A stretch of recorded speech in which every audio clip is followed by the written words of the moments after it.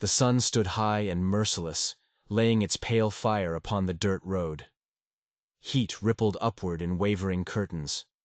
Dust clung to Virginia's dress, turning the once blue calico into a weary gray. She held her daughter's small hand so tightly it seemed bone might snap, yet neither loosened their grasp. The child, Cora, stumbled. Her bare feet were bleeding from the sharp gravel. Virginia's lips were split, one eye swollen shut. Blood was matted in her hair. She hadn't had time to wash it away. She hadn't had time for anything but to run. When the rage had surged again, when the man she once called husband had lifted the iron poker, she had felt only a cold, sharp clarity.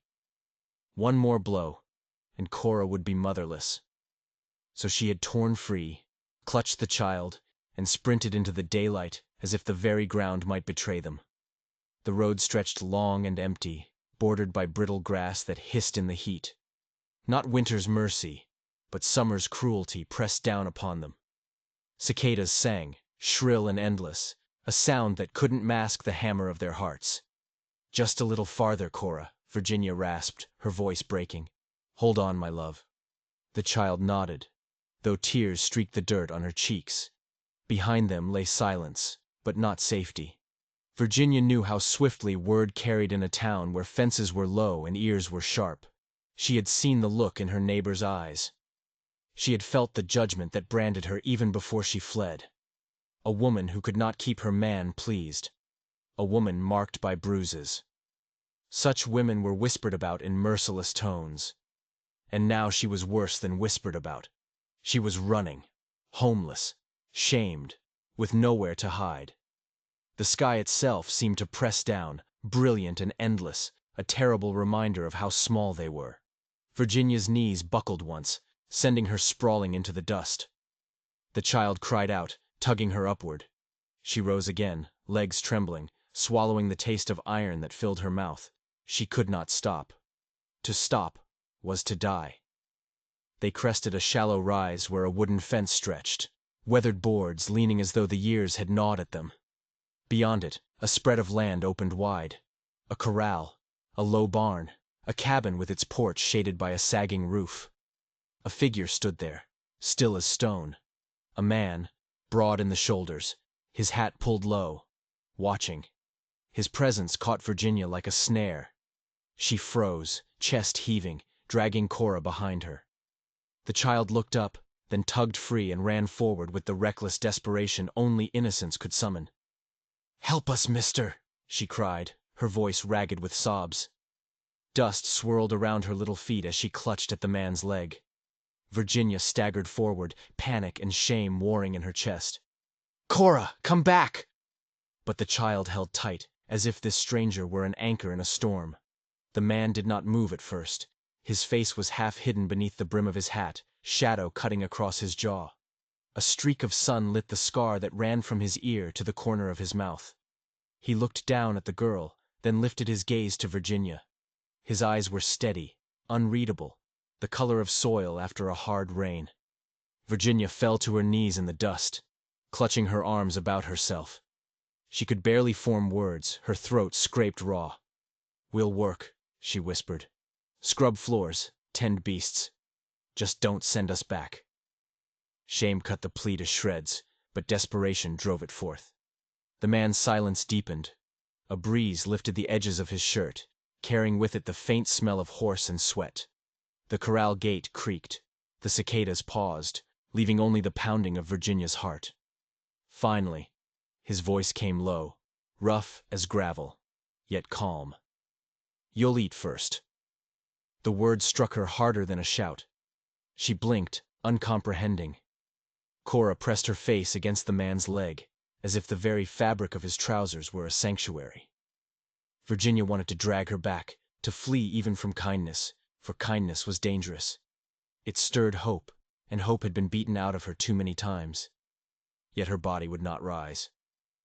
The man bent slightly, not touching either of them, only setting his hand on the fence rail beside him. "There's shade by the trough," he said. "Water's clean." His gaze lingered on the bruise across Virginia's face, but he did not ask. He turned instead toward the corral, as if granting her space to choose. Slowly, as though each step might splinter her bones, she guided the child toward the shade. The trough gleamed with cool water. She cupped Cora's hands, and the child drank greedily. The man leaned against the fence, saying nothing more. His stillness was both unsettling and strangely protective.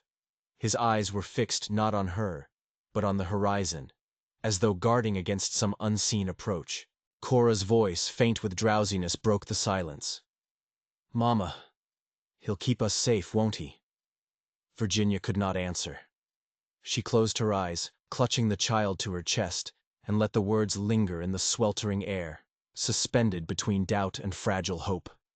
And the man, Abraham, stood rooted where he was, his shadow stretching long across the dust, watching them as if he knew something she didn't, as if he knew exactly why they had collapsed at his fence line, on this day, of all days.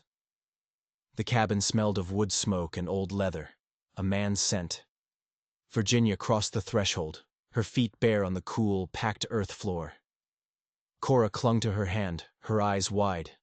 The room was plain, stripped of any real comfort. A table, a stove, a shelf of tin plates. Abraham moved ahead of them with a quiet purpose. He set bread on the table, hard-crusted but fragrant, and a jug of water. His movements were deliberate, almost ritualistic, as if feeding two strangers were an oath he was taking. Virginia hesitated, shame prickling her skin. "We should work before we eat," she whispered. Abraham's gaze lifted, steady as stone. "Work can wait. A body can't." The unadorned certainty of his words loosened the knot in her chest. Cora scrambled to the table and ate as though she feared the bread might vanish. Virginia followed, chewing slowly, swallowing down not just food, but the ache of humiliation. She watched Abraham from the corner of her eye.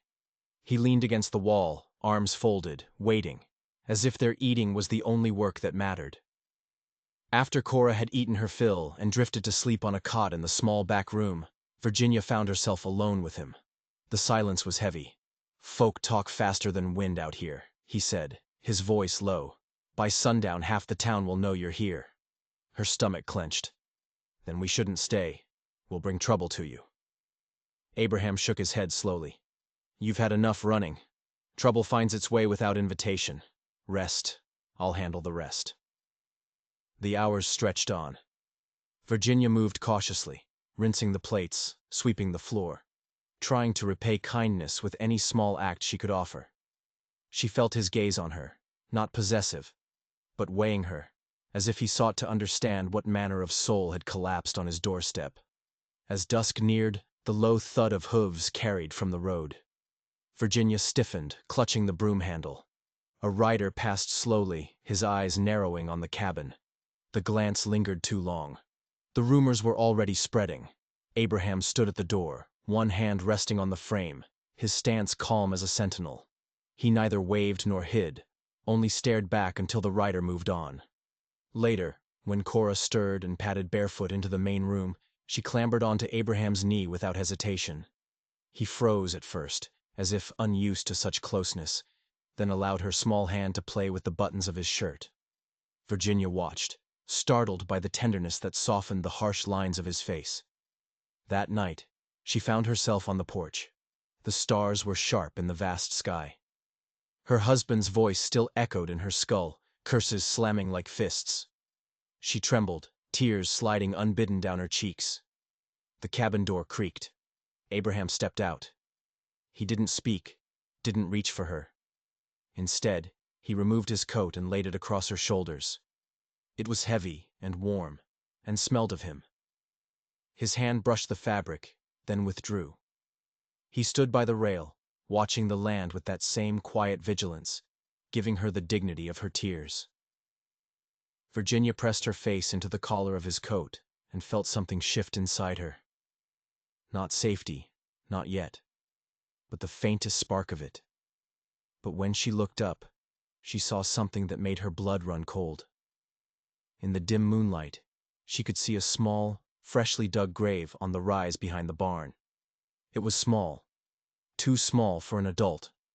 The kindness, the coat, the strange patience. It wasn't for her. It was for Cora. He hadn't saved a woman and her child. He was trying to replace a child he had lost. And Virginia had no idea what he would do with her once he decided Cora was his. The next morning, Abraham hitched the wagon. He was going to town for flour. Virginia insisted on coming, on facing the whispers. He gave a slow nod, as though weighing dangers he would not forbid. The town's main street was a gauntlet of judgment. Women on the mercantile stoop fell silent. Men leaning against posts smirked. "Caught herself a widower now," one voice said. "Won't be long before she bleeds him dry." Virginia's cheeks burned. Cora tugged her arm. "Mama, why are they staring?" Inside the mercantile, the shopkeeper's eyes flicked to the bruise on her temple. "Best keep your affairs in order," he muttered. "Folks notice more than you think." Abraham stepped forward then, his shadow falling over the counter. "That'll do," he said, his voice low but final. He paid for their things and they left, the whispers trailing behind them. But as they left, a rider galloped into town, his horse lathered. It was a deputy. "Harrow's dead!" he shouted. "Virginia's husband! Found him this morning, head bashed in with an iron poker!" The crowd turned as one, their eyes finding Virginia. The whispers stopped, replaced by a new, colder silence. An accusation. Abraham's hand was on her elbow, pulling her toward the wagon. "We're leaving," he said, his voice urgent. But it was too late. The sheriff was already pushing through the crowd, his hand on his pistol. "Hold it right there, Abraham," the sheriff said, his eyes hard. "You've got some explaining to do, and so does she." He wasn't looking at Abraham as a neighbor. He was looking at him as a suspect. They weren't just outcasts anymore. They were fugitives. The sheriff's office was small and suffocating. Dust motes danced in the single beam of sunlight that cut through the grimy window. The sheriff, a man named Miller, paced the floor, his spurs jingling a nervous rhythm. "Harrow was a drunk and a bully," Abraham stated, his voice flat. "But I didn't kill him." "Someone did," Miller countered. "And you were the last one to see his wife before she ran. A woman fleeing a brutal husband. That's a powerful motive." He looked at Virginia, who sat on a hard bench, Cora asleep in her lap. "Or maybe you did it for her." "She had nothing to do with this," Abraham said, his voice dropping to a low growl. The questioning went on for hours. Virginia's words were a choked whisper. She told them about the poker, about the terror, about her flight. But in the cold light of the sheriff's office, her story sounded thin, self-serving. Finally, Miller let them go. "Stay on your ranch," he warned Abraham. "Don't go anywhere. I'll be asking more questions." The ride back was a blur of dust and fear. Cora was now awake, her small face pale. At the ranch, the silence of the cabin felt different. It was no longer a refuge, but a cage. That evening, Abraham found Virginia staring at the small, unmarked grave behind the barn. "My son," he said, his voice thick. "Taken by the fever last spring. My wife. She followed him a month later. Grief took her." The confession was a raw, open wound. Virginia's heart ached for him. "I'm so sorry, Abraham. I saw Cora," he continued, not looking at her, "and for a second I thought, but she's not him. She's her own person, and she needs her mother." He finally turned to face her, his eyes dark with a pain she now understood. "I didn't bring you here to replace my family, Virginia. I brought you here because I saw a family that needed protecting." The truth of his words settled between them, a fragile, beautiful thing. But their moment of connection was shattered by the arrival of another rider. It was Tom Harrow, the dead man's brother. "Murderer!" he screamed, his face twisted with rage. He was drunk, and he was holding a shotgun. "You and your woman, you'll pay for what you did to my brother." He raised the shotgun. Abraham shoved Virginia behind him just as the gun blasted, the sound echoing across the valley. Splinters flew from the porch post, where Abraham's head had been just a second before. Abraham didn't reach for his rifle. He charged, a roar of pure, primal fury erupting from his chest. He tackled Tom Harrow, and the two men went down in a tangle of limbs. The shotgun skittered across the dirt. Cora screamed. Virginia scooped up the gun. Her hands were shaking, but her voice was clear and cold. "That's enough." Both men froze, staring at her. Tom Harrow's eyes were wide with a new, sober fear. Abraham's were full of a shocked, grudging respect. "Get off this land," Virginia said, her voice ringing with an authority she didn't know she possessed. "Now." Tom Harrow scrambled to his feet and fled, leaving a cloud of dust in his wake. Abraham got up slowly, his chest heaving. He looked at Virginia, at the shotgun she still held steady in her hands. "You saved my life," he said, his voice full of wonder. She lowered the gun, her body trembling with the aftermath of adrenaline. "We save each other," she whispered. That night, they didn't talk about the future. They didn't need to. They sat on the porch, Cora asleep between them, and watched the stars appear, one by one. The air was cool and clean. The world was still a dangerous place, but they were no longer facing it alone. They had become a family, not by law or by blood, but by a bond forged in shared danger and a fierce, unspoken promise to protect one another. And in the quiet darkness, Virginia knew that her journey wasn't over. The real killer was still out there, and she had a terrible suspicion she knew who it was. The man who had everything to gain from her husband's death. The man who had been a silent partner in Harrow's business dealings. The sheriff himself. The days that followed were a tense truce.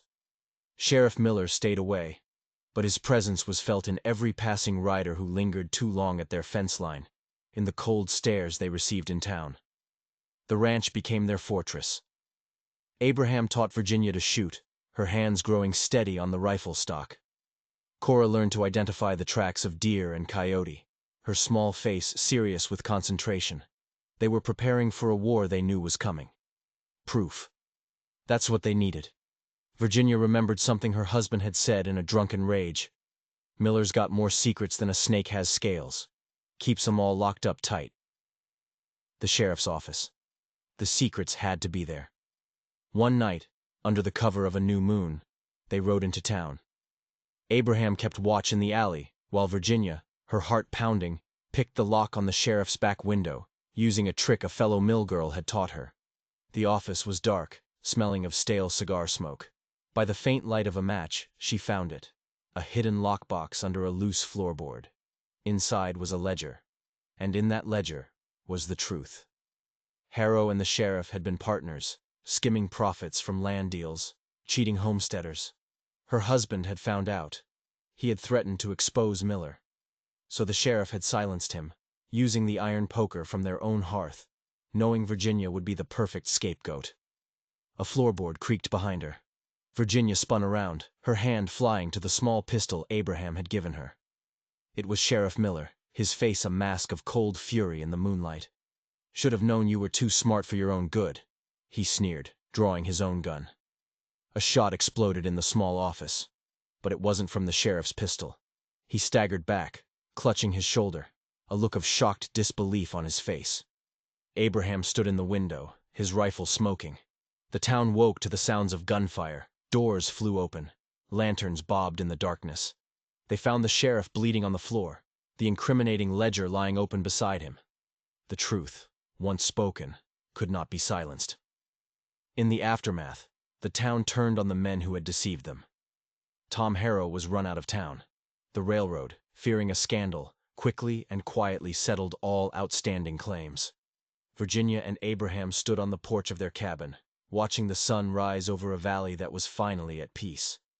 Cora ran through the tall grass, her laughter carrying on the morning breeze.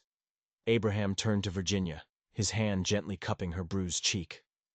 "The townsfolk, they're calling you a hero." She leaned into his touch, her eyes shining. "I'm not a hero," she whispered. "I'm just a woman who refused to be broken." He smiled, a real, unguarded smile that lit up his entire face. "That's what a hero is," he said. He kissed her then, a kiss that sealed not just a promise, but a future. A future they had fought for, bled for, and won. Together. The prairie held its breath that morning, not in fear, but in reverence. A meadowlark trilled from the fence post, its bright notes a celebration. Beneath the cottonwood tree, a family stood, whole and unbroken, their faces turned toward the rising sun. If this story of justice and redemption moved you, let us know in the comments what you would have done in Virginia's place. And if you believe in the power of courage to change the world, make sure you hit that subscribe button. We've got more stories coming that you won't want to miss. Thanks for watching.